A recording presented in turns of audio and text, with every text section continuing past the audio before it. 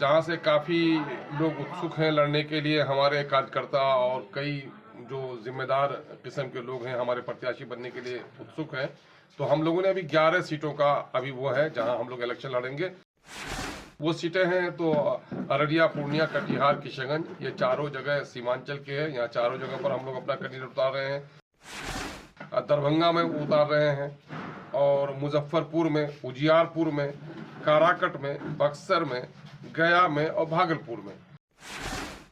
BJP, JDU और कांग्रेस और शायद मुमकिन है कि राजद का तो कोई है नहीं, तो हम लोग ये तीनों जो हम वर्तमान में हैं उनके खिलाफ हम लोग इलेक्शन लड़ने जा रहे हैं। हमारा मामला यही है।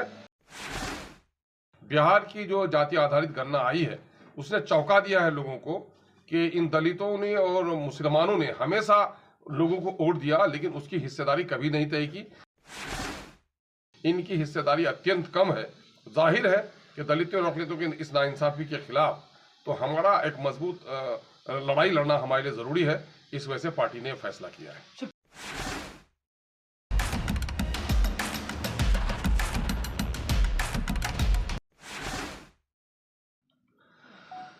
तो अभी पार्टी ने 11 स्थानों पर, जहां से काफ़ी लोग उत्सुक हैं लड़ने के लिए, हमारे कार्यकर्ता और कई जो जिम्मेदार किस्म के लोग हैं हमारे प्रत्याशी बनने के लिए उत्सुक हैं।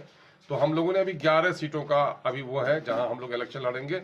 वो सीटें हैं तो अररिया, पूर्णिया, कटिहार, किशनगंज, ये चारों जगह सीमांचल के हैं। यहाँ चारों जगह पर हम लोग अपना कैंडिडेट उतार रहे हैं। दरभंगा में उतार रहे हैं और मुजफ्फरपुर में, उजियारपुर में, काराकट में, बक्सर में, गया में और भागलपुर में। एक बड़ा आरोप हम लोग पर रहता था कि भाई साहब हम लोग कांग्रेस के खिलाफ लड़ते हैं। तो आप देख लेंगे ये जिन जिन चीज़ों का हमने जिक्र किया है, चाहे उजियारपुर को देख लीजिए, काराकट को देख लीजिए, दरभंगा को देख लीजिए, हम लोग जहाँ बीजेपी, जदयू और कांग्रेस और शायद मुमकिन है कि राजद का तो कोई है नहीं, तो हम लोग ये तीनों जो हम वर्तमान में हैं उनके खिलाफ हम लोग इलेक्शन लड़ने जा रहे हैं। हमारा मामला यही है कि सेकुलर समाज बने और दलितों और अकलियतों को मान और सम्मान बने। सिर्फ सेकुलरिज्म के नाम पर इनका शोषण और दोहन होता नहीं रहे।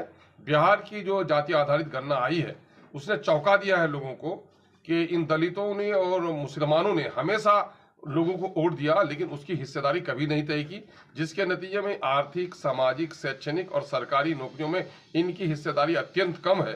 जाहिर है कि दलितों और अकलियतों की इस नाइंसाफी के खिलाफ तो हमारा एक मजबूत लड़ाई लड़ना हमारे लिए जरूरी है।